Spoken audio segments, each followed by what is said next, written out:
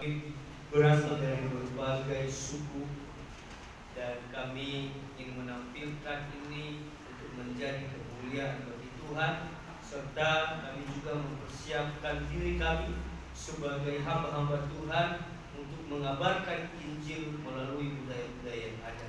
Di dalam nama Tuhan Yesus kami berdoa. Amin. Silakan duduk Bapak Ibu dikasihi Tuhan. Shalom. Shalom.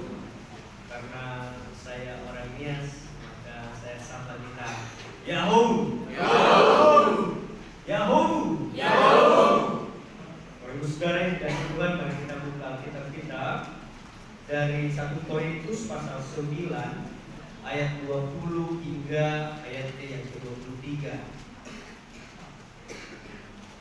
Sekali lagi 1 Korintus pasal yang ke-9 ayat 20 hingga ayatnya yang ke-23. Ibu Saudara, mari kita baca secara bergantian. Saya ayat yang ganjil, yang genap. Bapak Ibu Saudara ayat yang ganjil, dan di ayat yang ke-23 kita sama-sama baca. Demikianlah firman Tuhan. Demikian bagi orang Yahudi, aku menjadi seperti orang Yahudi, supaya aku memenangkan orang-orang Yahudi. Bagi orang-orang yang hidup di bawah hukum Taurat, aku menjadi seperti orang yang hidup di bawah hukum Taurat. Sekalipun aku sendiri tidak hidup di bawah hukum Taurat, supaya aku dapat memenangkan mereka yang hidup di bawah hukum Taurat. Bagi orang-orang yang lemah, aku menjadi seperti orang yang lemah, supaya aku dapat menyelamatkan mereka yang lemah. Bagi semua orang aku telah menjadi segala-galanya, supaya aku sedapat mungkin memenangkan beberapa orang dari antara mereka. Ayat 22.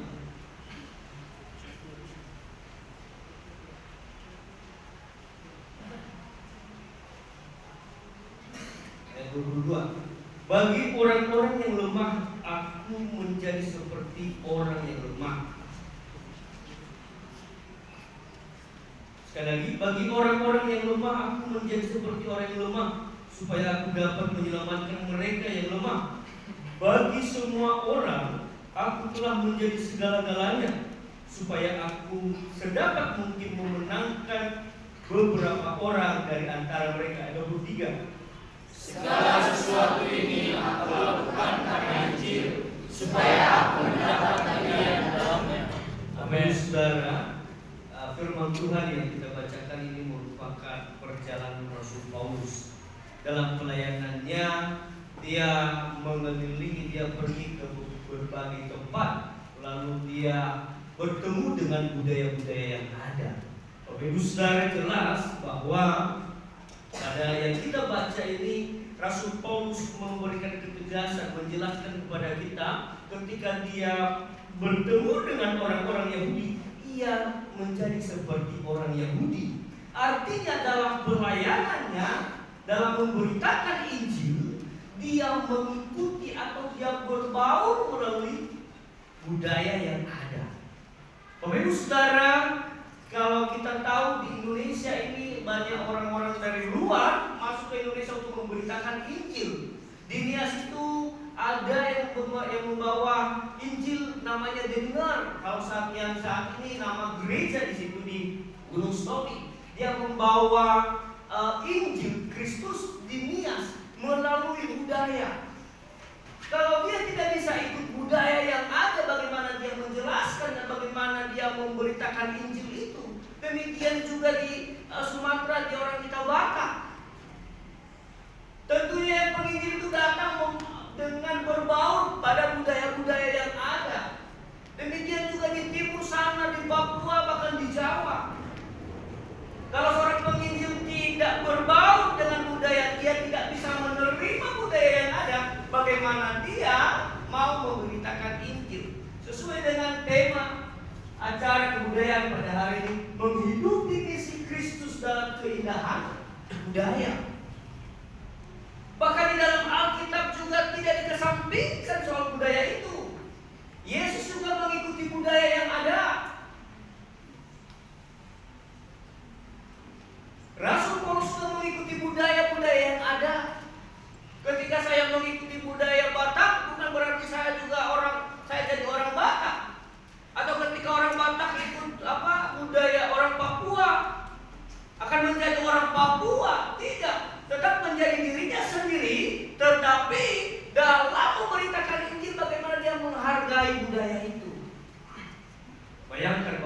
saudara atau teman-teman nanti kelak ada diutus PPR, lalu ada yang disuruh ke Papua, terus dimakan, disungguhi makanan babi yang dimasak seperti tadi itu pakai batu.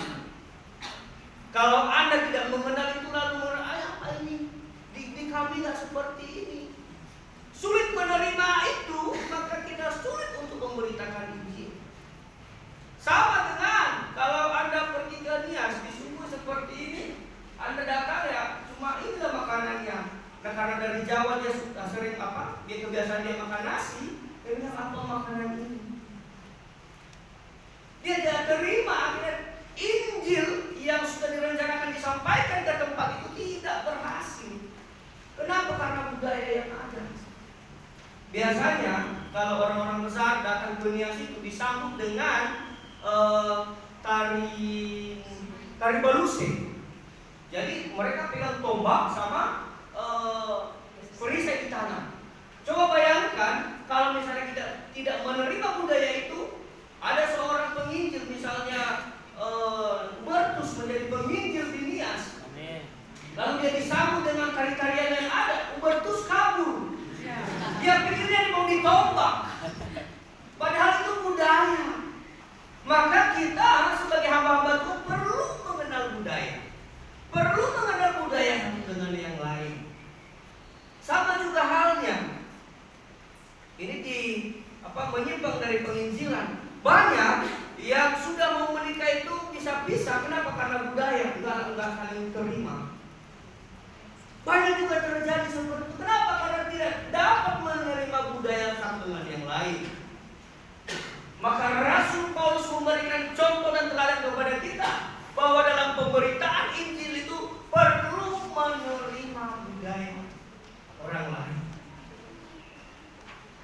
Jangan lewat budaya ini dan merasa diri hebat. Oh, budaya saya paling hebat. Tidak. Budaya itu adalah mencirikan siapa kita. Saya berasal dari mana. Maka kita itu tidak boleh melupakan budaya yang ada. Budaya kita masing-masing itu biarlah melekat pada diri kita. Sehingga kita ini dari mana? Dari Papua misalnya, dari Papua. Dia mencirikan Papuanya, ini loh Papua. Bangga dengan budaya masing-masing. Bangga dengan budaya saya dan Bapak Ibu Saudara bangga dengan budayanya. Tetapi kita juga perlu menerima budaya satu dengan yang lain. Bukan melalui karena nanti ada performan budaya nanti dan merasa oh itu jelek, oh itu. Tidak ada budaya yang jelek. Tetapi tujuannya adalah mempelajari untuk mengetahui budaya itu supaya kalau nanti kita diutus menjadi pemberita Injil, kita dapat lebih mudah masuk dan bergaul dengan orang-orang itu. Bayangkan kalau misalnya saya nggak tahu budaya Papua seperti apa, tiba-tiba saya disuruh ke Papua. Papua itu kan menari-nari kan? Menari-nari, saya pikir ini apa? Ya, daripada lagi, belum lagi kalau tiba-tiba si Gessler pegang panah, tiba-tiba terlepas. Oleh sebab itu, Bapak Ibu Saudara, melalui budaya kita boleh menyampaikan Injil. Ya, di dalam 6M itu ada memberitakan. Jadi melalui kita perlu mengenal budaya supaya kita mampu lebih cepat untuk bisa bergaul kepada satu dengan yang lain. Tidak saling mencemooh, tidak saling mengejek, tidak saling menghina, tetapi budaya ada untuk memberikan pernyataan bahwa siapa. Indonesia ini terdiri dari banyak sekali budaya yang ada. Tapi kalau kita tidak bisa menerima itu, maka kita bisa pecah. Kita di IKSM, di ST IKSM khususnya, kita ini luar biasa. Kita berasal dari berbagai budaya, dari berbagai suku. Dan kita boleh bersama-sama, belajar bersama, ya, berkembang bersama, maju bersama. Kenapa? Karena kita boleh menerima santunan yang lain. Bapak Ibu Saudara, firman Tuhan yang sangat singkat ini akan mendasari kegiatan kita pada hari ini, sehingga kita mampu menghargai budaya satu dengan yang lain, dan biarlah budaya itu boleh menjadi jalur dalam menyampaikan Injil kebenaran firman Tuhan. Amin. Menurut firman Tuhan, mari kita berdoa. Terima kasih Tuhan, firman yang sangat singkat yang telah kami dengar, mengajar kami supaya kami boleh menyampaikan Injil melalui budaya-budaya yang ada. Kami menghargai budaya satu dengan yang lain, dan kami boleh bersatu di dalam iman kepada Kristus Yesus. Di dalam nama Tuhan Yesus kami berdoa. Amin. Kita serahkan kepada Tuhan. Terima kasih renungan singkat dari Pak Sony. Sekarang kita masuk dalam acara menyaksikan video latar belakang budaya para misionaris yang masuk dalam budaya dan suku yang belum mengenal Injil.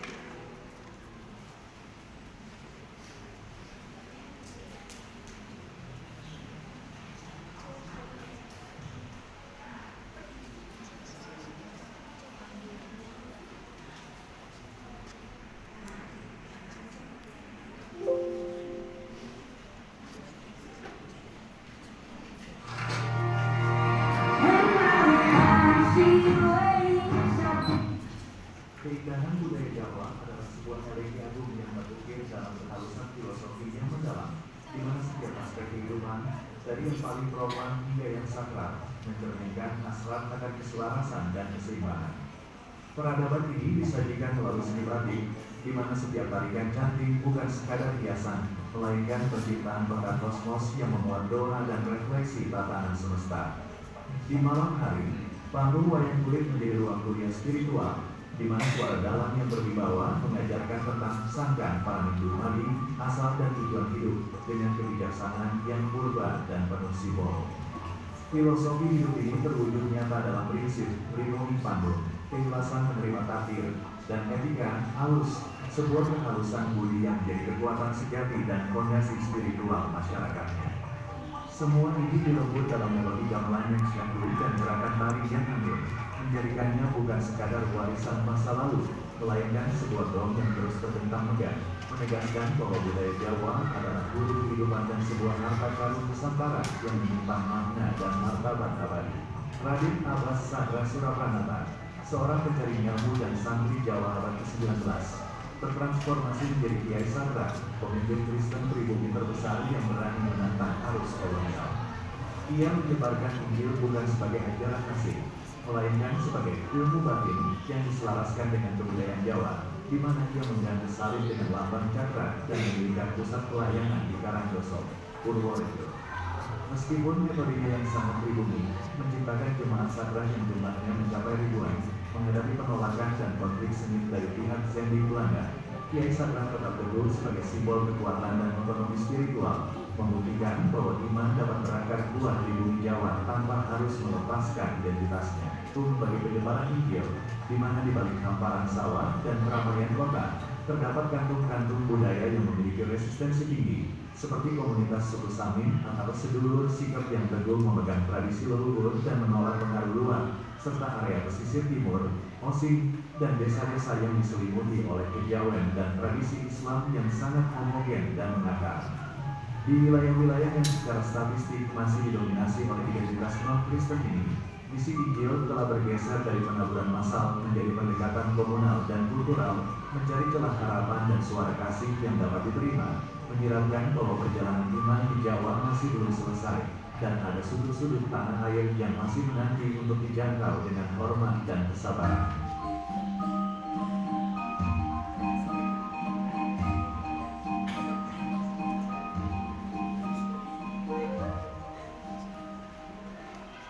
Kalimantan, sebuah napas purba yang berukir hijau, bukanlah sekadar pulau, melainkan paragraf pertama dari sebuah epik di mana waktu tidak berjalan maju, tetapi mengalir melingkar, abadi.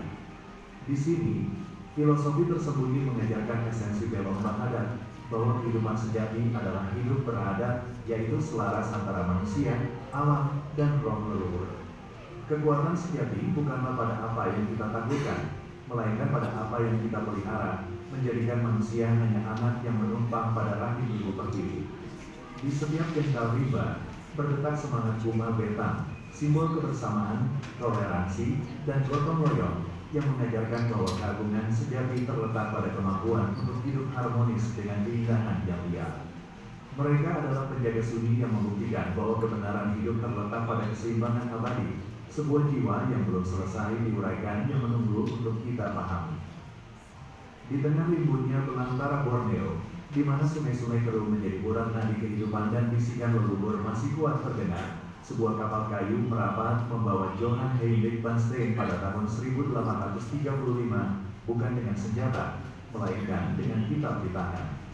Ia dan para pelopor Zendik barengan meninggalkan kenyamanan Eropa untuk menghadapi kesunyian yang mencekam dan tantangan bahasa yang asing, menancapkan kaki di Banjarmasin dengan satu misi, menerangi kegelapan dengan kabar sukacita.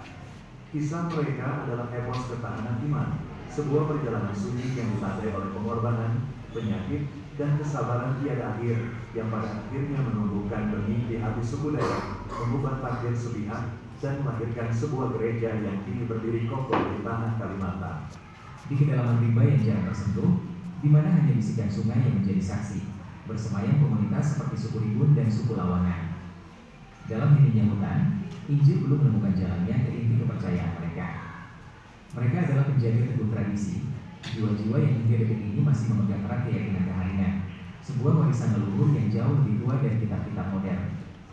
Iman mereka bukanlah pada salib, melainkan pada akar pohon dan roh penjaga. Mereka berdiri sebagai pengingat nyata bahwa di jantung pulau terbesar di Nusantara masih ada komunitas yang hidup dalam cahaya spiritual mereka sendiri, belum tersentuh oleh seruan agama dunia.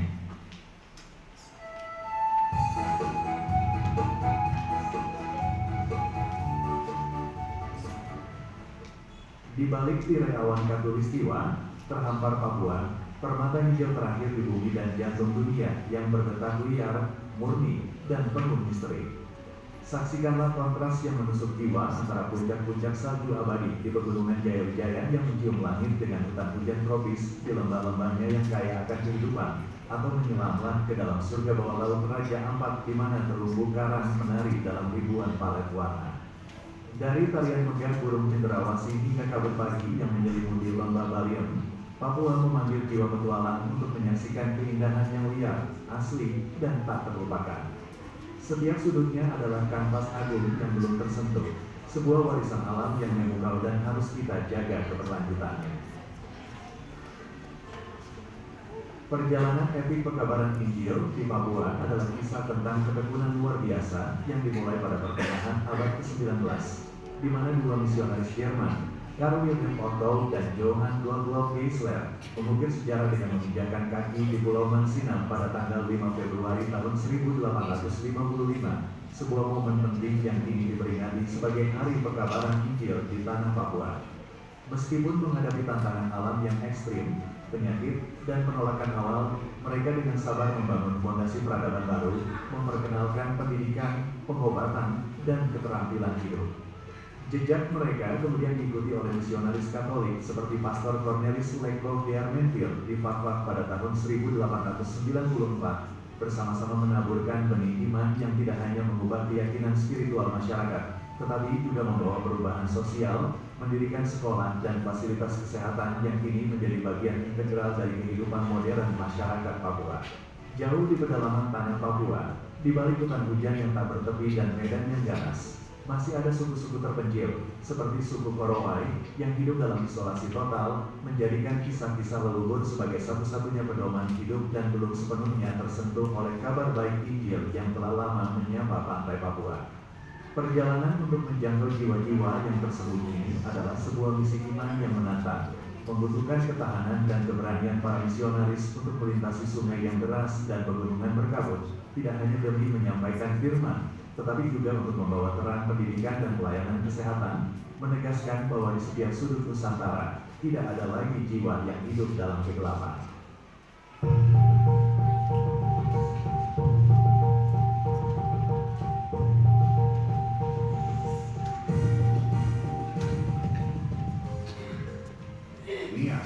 Pulau Paraksatria yang hidup di antara warisan batu menyimpan sejarah kuno yang membentang lebih dari 12.000 tahun. Di sini, Anda akan menemukan desa-desa dengan rumah panggung raksasa seperti Omo Sebuah yang tiangnya kokoh menahan guncangan waktu dan serangan. Budaya mereka dibangun di atas tradisi megalitik. Batu bukan sekadar hiasan, melainkan simbol kehormatan dan status sosial tertinggi yang dicapai melalui upacara besar yang megah. Puncaknya adalah tradisi ikonik dunia, Hombu Batu, di mana pemuda desa melompat tinggi melewati tumpukan batu setinggi 2 meter. Sebuah ritual kedewasaan yang penuh keberanian menjadikan Nias sebuah destinasi yang tak hanya indah, namun juga penuh cerita heroik. Pada tahun 1865, Nias masih didominasi kepercayaan leluhur, terutama di wilayah Nias Selatan dan pedalaman yang belum terjamah oleh dunia luar. Saat itulah misionaris pionir, Ernst Ludwig Denninger, tiba di Gunung Sitoli. Meskipun pelayanannya sulit dan hasilnya lambat di awal, Denninger adalah peletak dasar yang gigih menerjemahkan Injil ke dalam bahasa Nias, membuka pintu bagi cahaya baru. Kontribusi awalnya menjadi fondasi bagi gelombang pertobatan besar yang terjadi kemudian. Sulit untuk mengidentifikasi daerah Nias mana yang secara spesifik belum mengenal Injil saat ini, karena terjadi pertobatan massal Pangesa Bedo Sebuah sekitar tahun 1915 sampai 1930 yang menyebar ke seluruh pulau. Saat ini Nias adalah wilayah dengan populasi Kristen yang dominan di Indonesia, kehormatan yang diajarkan oleh leluhur dan nilai-nilai spiritual yang dibawa oleh misionaris seperti Denninger bertemu, menciptakan identitas budaya yang tangguh.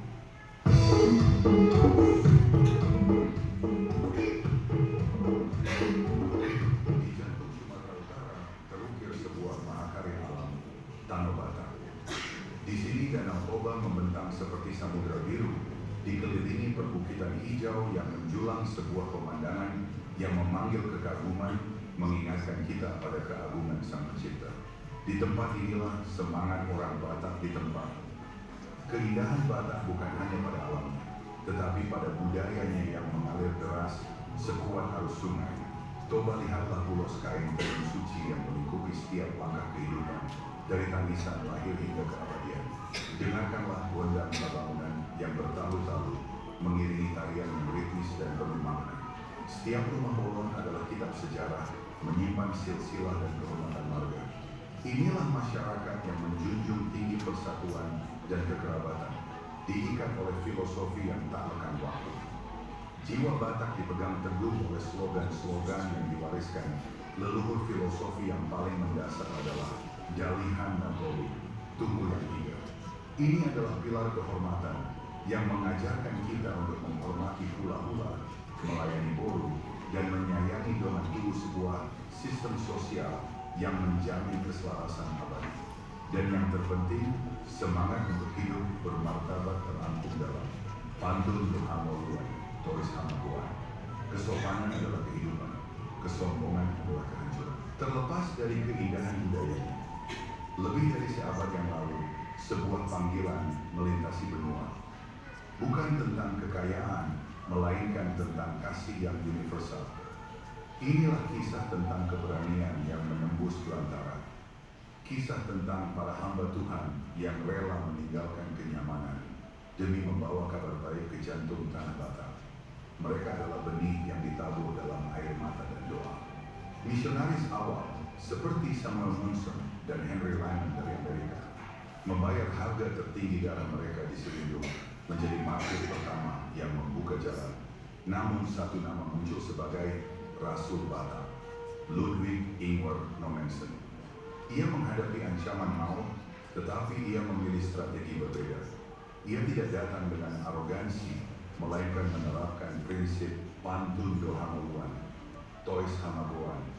Kesopanan adalah kehidupan, kesombongan adalah kehancuran. Nommensen dengan cerdik menggunakan falsafah sosial Dalihan Napolu, tunggu yang 3, sebagai jalan damai penyebaran Injil, memastikan perubahan terjadi secara terstruktur dan diterima oleh komunitas. Ia mendirikan Huta Damai, Kampung Damai, sebuah simbol bahwa kabar baik Kristus membawa kedamaian dan peradaban baru. Bersama murid lokalnya seperti E.L.N. Sianturi, pendeta Batak pertama, mereka menerjemahkan Injil, mendirikan sekolah, dan membawa kesembuhan. Mereka membuktikan iman bukan hanya mengubah jiwa, tetapi juga mengangkat martabat setiap insan di hadapan Sang Pencipta. Hari ini, ribuan gereja berdiri kokoh. Suara merdu kor Batak yang agung menggema sebagai warisan dari benih yang ditabur dalam air mata. Suku-suku Batak Toba, Simalungun, Karo, dan Pakpak telah menyambut Injil dengan tangan terbuka, menjadikan kekristenan sebagai identitas utama mereka. Namun, di selatan terbentang wilayah Batak Mandailing dan Angkola yang hingga kini belum menerima Injil sebagai keyakinan mayoritas. Daerah ini secara demografis didominasi oleh Islam, sebuah kenyataan yang terbentuk jauh sebelum misi Eropa tiba. Pengaruh Islam yang menguat sejak Perang Padri pada awal abad ke-19 membentuk tatanan sosial dan spiritual yang berbeda. Dengan demikian, meskipun Injil berhasil menembus belantara Toba, di Mandailing dan Angkola terletak batas paling nyata di tanah Batak saat ini, sebuah teritori iman di mana suara gereja tetap menjadi minoritas di tengah kepungan sejarah dan budaya yang telah mapan. Di hamparan timur negeri, alam melukis dengan palet yang paling berani, yaitu menciptakan kontras yang menusuk jiwa dan memanjakan mata. Dari puncak-puncak gunung berapi di Flores yang menjulang dada, hingga kedalaman biru perairan Komodo yang menyimpan misteri purba, Nusa Tenggara Timur adalah sebuah simfoni visual yang tak tertandingi. Di balik keindahan liar itu, masyarakat Nusa Tenggara Timur hidup berdampingan erat dengan alam, memegang teguh filosofi bahwa alam adalah ibu yang selalu mendampingi dan menyertai kehidupan kearifan lokal ini. Sering diwujudkan dalam pandangan tanah sebagai ibu pertiwi atau lewo tanah. Dalam beberapa budaya Flores Timur mengajarkan etika mendalam tentang hubungan manusia dan lingkungan, bahwa kita harus menjaga, bukan sekadar memanfaatkan. Filosofi ini tercermin dalam cara mereka memandang hidup. Sepeon tubuh, mori korontian, hidup bersama dalam kebersamaan, saling menopang dan menghargai. Di balik cakrawala yang memanggil, ada kisah epik tentang para pembawa cahaya, di mana samudra luas diseberangi bukan untuk menaklukkan, melainkan untuk menyalakan harapan di Nusa Tenggara Timur. Semuanya bermula dari langkah berani Santo Franciscus Xaverius dan para Dominikan yang membawa obor Katolik pertama ke pesisir Flores, menantang ombak dan ketidaktahuan. Namun kisah ini tidak berhenti di sana. Seiring bergantinya zaman, muncullah para misionaris Protestan yang gigih seperti Wiebe van Dijk di Sumba, serta visioner seperti Pater Andrew Ars, SVD di Ende. Mereka adalah arsitek jiwa yang menukar keringat dan air mata dengan pengetahuan, meninggalkan warisan abadi yang kini hidup dan bernapas di setiap denyut nadi kehidupan di Nusa Tenggara Timur. Meskipun Nusa Tenggara Timur adalah benteng kekristenan, kisah penyebaran Injil di kepulauan ini tidak sepenuhnya tuntas. Di tengah lautan penganut agama modern, masih ada kantong-kantong spiritual yang teguh menjaga keyakinan asli leluhur mereka, seolah menjadi penjaga terakhir tradisi. Contoh paling ikonik adalah suku Boti Dalam di Timur Tengah Selatan, yang dengan gigih menolak Injil dan modernitas untuk mempertahankan halai kepercayaan lama yang memuliakan alam dan arwah nenek moyang. Keberadaan kelompok seperti Boti, serta kuatnya tradisi Marapu di Sumba dan Jinitiu di Sabu, membuktikan bahwa Injil harus berdialog dengan akar budaya, dan di beberapa sudut terpencil, api keyakinan lama masih menyala terang dan menuntut penghormatan.